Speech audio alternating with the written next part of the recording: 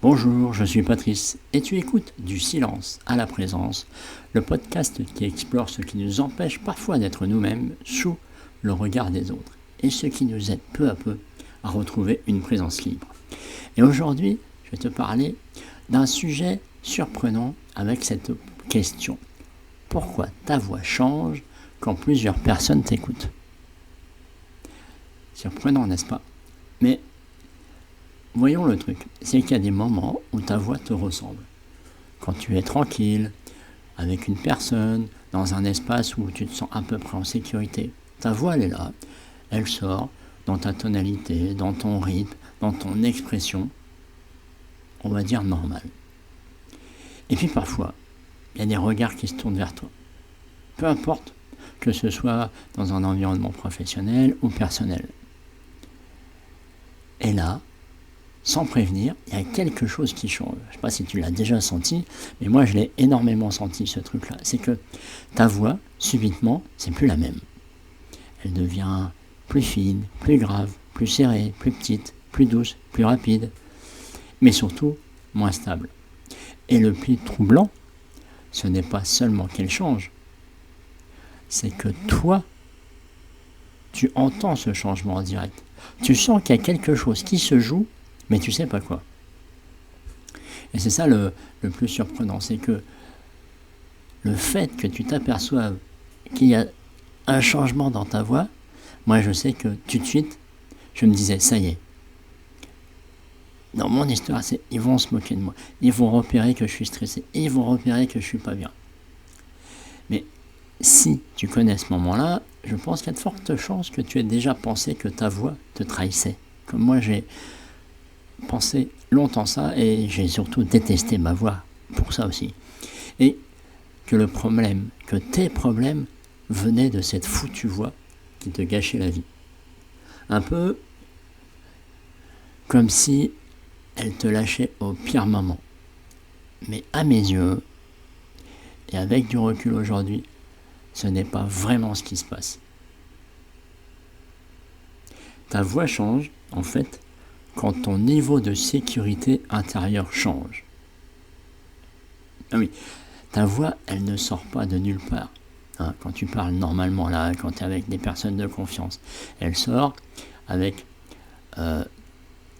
tes cordes vocales, ton souffle qu'il y a dans le ventre, la façon dont ont été créées tes cordes vocales à ta naissance, la caverne dans tes joues, là, la résonance qui se joue là. Et donc, donc ça se joue normalement. Et quand tu n'es pas stressé, tu as ce que j'appelle la respiration du bébé. Tu respires avec le ventre, donc tu as un débit qui est le tien, qui peut être lent, qui peut être rapide, qui peut être joyeux, qui peut être... Voilà, c'est le tien. Mais quand il y a plusieurs regards qui se pointent sur toi et tu le sens, tu le vois, eh ben, ton système, lui, il va se dire, tiens, il y a un enjeu. Parce que tu repères, avec tes petits yeux, tu repères les regards des autres et tu fais surtout des estimations, tu te fais ton propre jeu. Et donc, tu te mets en insécurité. Tu enclenches tout ce process d'insécurité. Et du coup, tu as bien vu quand tu es vraiment stressé, hein, t'es plus toi. Tu as le souffle coupé, tu as peut-être le souffle court, ta voix change à ce moment-là. Hein, elle peut être plus grave, plus stressé, avec des ondulations. Bref, si tu t'enregistrais à ce moment-là, peut-être que tu ne reconnaîtrais plus ta voix normale. Et en fait, c'est parce que ta voix, elle essaye de sortir dans un environnement stressé. D'accord ? Donc, puisque tu regardes le regard des autres et que tu imagines des choses qui te sont propres, tu te stresses. Donc tu enclenches ce mode d'insécurité, comme je te disais, tu enclenches le mode sécurité. Hein, donc ton corps veut absolument te mettre en sécurité, mais du coup tu es en insécurité, donc il fait sonner toutes les alarmes. Mais du coup, ton corps lui va réagir. On a chacun une réaction. Moi, mes réactions, c'était, je transpirais beaucoup, je bafouillais, et j'avais tendance à me renfermer. Donc, il n'y avait pas beaucoup de mots qui sortaient. Mais je sais aussi que, du coup, tu as la gorge qui se resserre, tu as le souffle qui est plus court, tu es incapable de tenir une longue phrase sans respirer, tu as peut-être ta mâchoire qui se resserre, hein, tes dents ne s'ouvrent plus quand tu veux parler. Du coup, tu as peut-être aussi le volume qui baisse. Et le son, bah, lui, il est moins posé parce qu'il est en ondule, en grave, en aigu, il monte et ça part en cacahuète. Mais ça dure pas forcément longtemps, mais juste assez pour que tu t'interroges vraiment. Et ce qui fait mal là-dedans, c'est pas seulement que ta voix change, c'est aussi que tu te rends bien compte qu'il y a un truc qui change, il y a un truc qui va pas. Hein, c'est comme si, quand tu regardes des films d'action, là, où il y a des gens dans une caserne ou dans un lieu fortifié, où tout va bien, ils vaquent à leurs occupations, et subitement, il y a un danger qui se met en route. Qu'est-ce qui se passe? Eh ben, tu as une alarme qui s'enclenche pour dire « il y a danger », et là, chaque personne dans cet espace va se mettre en route, va courir pour aller vers ce qu'il a appris pour se mettre en sécurité ou pour se mettre en mode défense, aller chercher des armes, se cacher, j'en sais rien. Et ton corps lui fait la même chose. Et du coup, ce qui te déstabilise le plus, moi c'est ce qui m'arrivait, ce qui était le plus déstabilisant, c'est je me rendais bien compte que ma voix n'était plus pareille. Elle était en réunion par exemple, elle était beaucoup plus faible.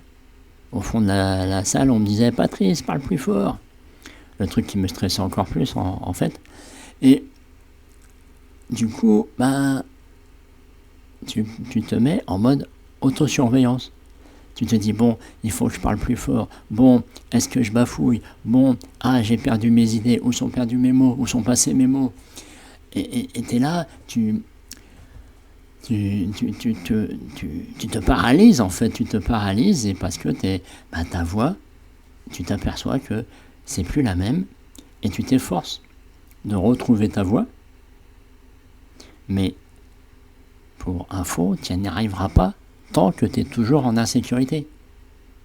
Est-ce que tu crois, si je reprends cet exemple de fortin ou de caserne où il y a des gens armés qui sont en tension parce qu'il y a un danger qui arrive, est-ce que tu crois qu'il y en a un qui va se mettre sur un transat, enlever son t-shirt pour bronzer?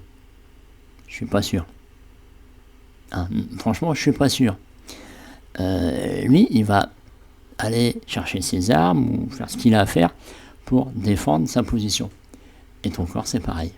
Lui, il a besoin de retrouver du calme. Il a besoin de retrouver sa sécurité. Et le truc que je me suis aperçu, c'est que déjà faut comprendre que ta voix qui change, tout le monde l'a. D'accord? Il y en a qui l'ont quasiment plus parce qu'ils se sont entraînés, parce qu'ils ont une peur des regards des autres qui est très très faible.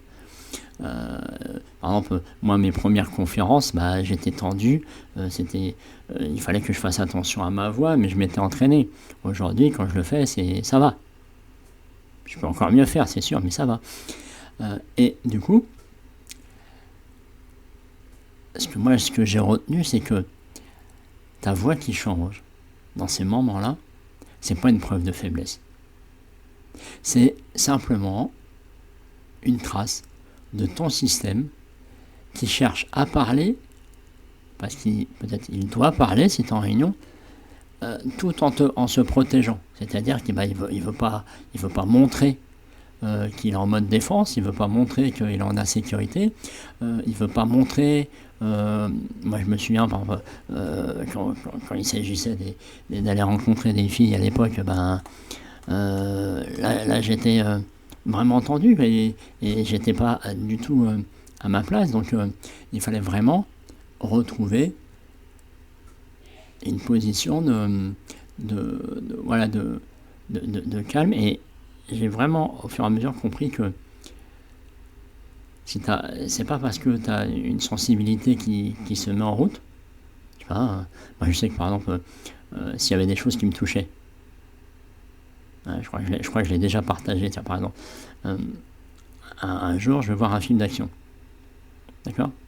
Et à ma grande surprise, dans ce film d'action, il y a une scène émouvante qui commence à me faire venir des larmes aux yeux.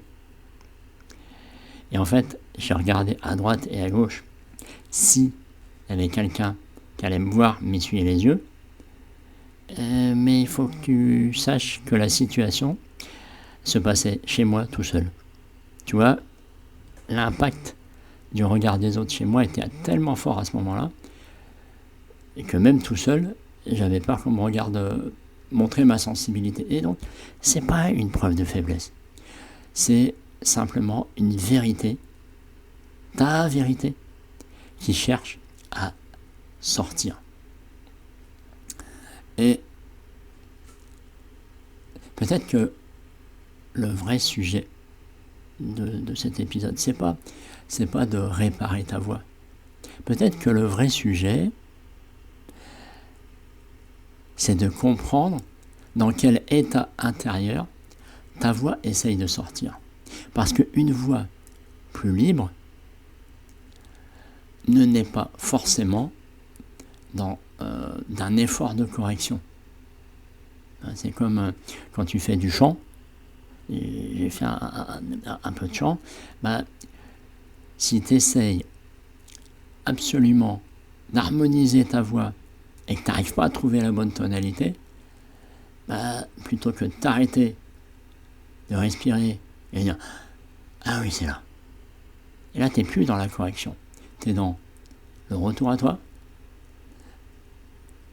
Tu mets justement de la sécurité intérieure. Donc du coup, tu éteins tes warnings d'alarme. Et là, comme par hasard, c'est plus simple. Alors, pour conclure cet épisode, je dirais que, en conclusion, ta voix, elle est peut-être pas en train de te trahir. Non. À mon sens, de mon point de vue, c'est qu'elle est peut-être en train de raconter, à sa manière, le niveau de sécurité dans lequel tu essaies de parler. Je m'explique. C'est que là, quand ta voix déraille, qu'elle part en cacahuète complète, parce que tu es stressé, parce que tu es donc en insécurité, ta voix prend le chemin le plus court qu'elle trouve pour aller essayer de te... Enfin, elle va parler en fonction du niveau d'insécurité dans lequel elle se trouve. D'accord ? Et donc, plus tu es en insécurité, plus ta voix va partir en cacahuète. Ou elle va complètement s'éteindre. D'accord ? Donc, voilà. Retiens bien ceci. Mon expérience, vraiment, ce que le truc qui m'a vraiment aidé, c'est que c'est pas une faiblesse que ta voix déraille. Il faut aller voir plus loin. C'est, en gros, dans quel état d'insécurité tu es à ce moment-là. Qu'est-ce qui se joue pour toi ? Ok, tu as vu le regard des autres, et qu'est-ce que tu en as fait ? Où est partie ta tête pour que subitement tu parles tranquille, ou tu te mettes la pression dès le départ, parce qu'il y avait un mec qui te regardait. Ok ? Sur ce, je te dis à bientôt pour le prochain épisode. Salut.